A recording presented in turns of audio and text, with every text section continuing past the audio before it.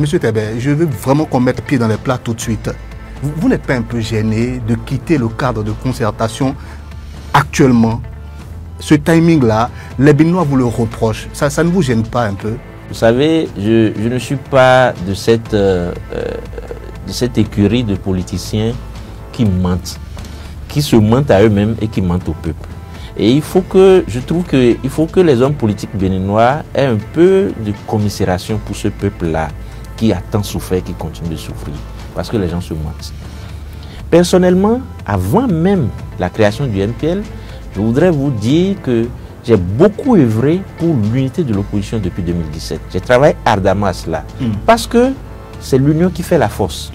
Et si que j'ai fait par le passé, les acteurs autour avec lesquels j'ai travaillé m'avaient suivi, je n'en serais même pas venu à créer le MPL jusqu'à en être le président à ce jour.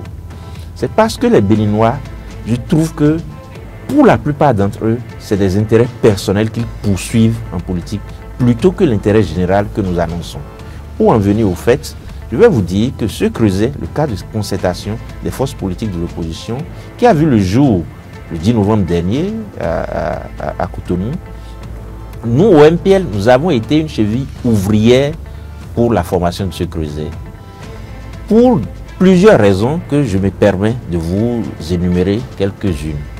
Vous savez que le MPL a été aux élections législatives en 2023 et s'en est sorti avec un score non moins négligeable pour une première participation aux élections sous la rupture.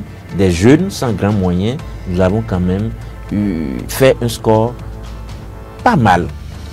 Et dans la foulée, nous avons espéré affiner notre organisation et en 2026 repartir à l'assaut de ces élections de façon victorieuse. Malheureusement pour nous, le code électoral a changé, les conditions se sont corsées davantage.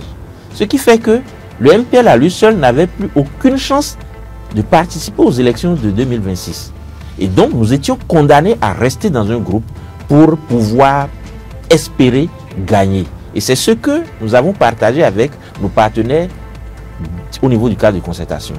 Ce qui a fait que vous avez vu toutes les convulsions que le nouveau code électoral en vigueur a causé dès son adoption. Je veux faire allusion à l'article 124 qui a relevé le seuil d'éligibilité des listes à 20%. Quasi impossible pour une seule formation politique au Bénin.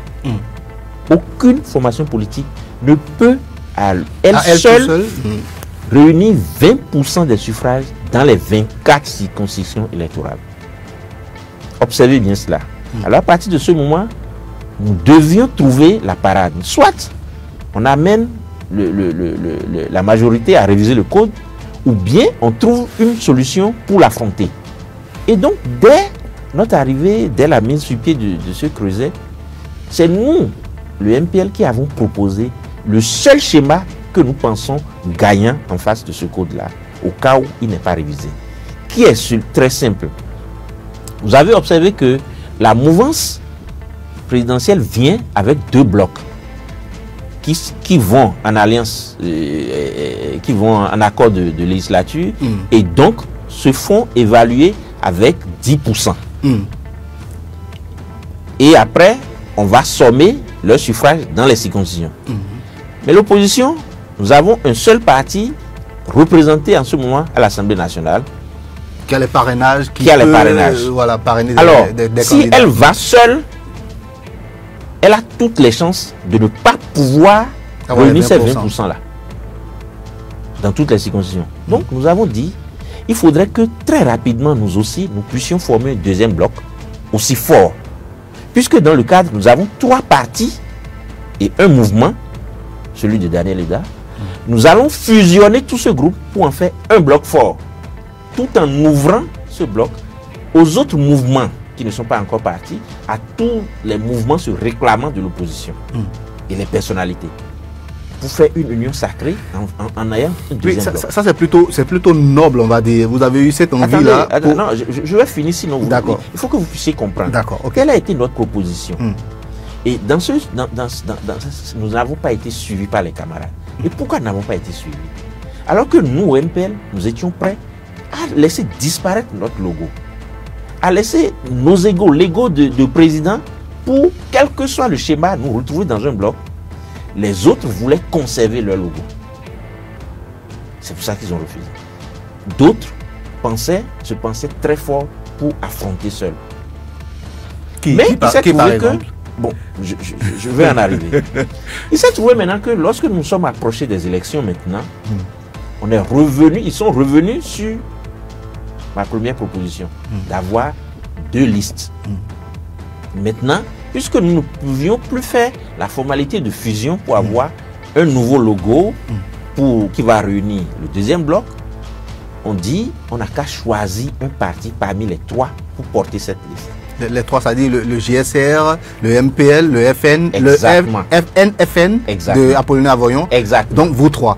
Ok. Choisir. Les démocrates en ce moment, qu'est-ce que... Non, c'est ensemble. C'est au niveau du Creuset que cette décision a été prise. D'accord. Là encore, pour favoriser la mise en œuvre de cette idée, le MPL ne s'est pas porté candidat à porter cette liste. D'accord.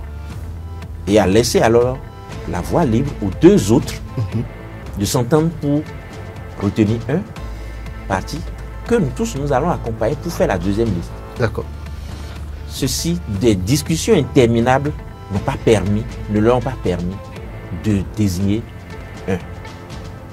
Nous avons assisté à de multiples rencontres, mais les 2 tiennent à y aller. Et pourquoi?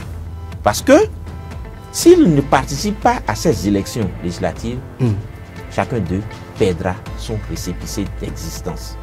Le parti mourra. Le parti mourra au terme de la charte des partis politiques. C'est la simple raison pour laquelle ils tiennent à y aller. Donc ce n'est pas pour gagner. Ce n'est pas pour... Ils savent très bien, parce que déjà au niveau de ces 3 partis-là, lequel était le plus à même à réclamer de porter la liste? Parce que nous, au MPN, nous avons déjà participé une fois. Nous avons l'expérience des élections. Nous avons participé. Et même si nous n'avons pas pu lever de siège, nous avons même fait meilleur score que d'autres partis qui avaient déjà participé plusieurs fois aux élections. Donc on pouvait prétester de ça pour dire que c'est nous. Mais on n'a pas dit ça pour favoriser l'union.